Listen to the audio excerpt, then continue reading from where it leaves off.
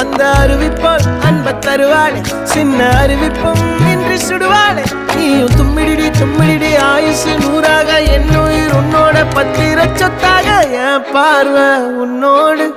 உன் பொம்மை கண்ணோடு பேசாமல் விண்ணோடு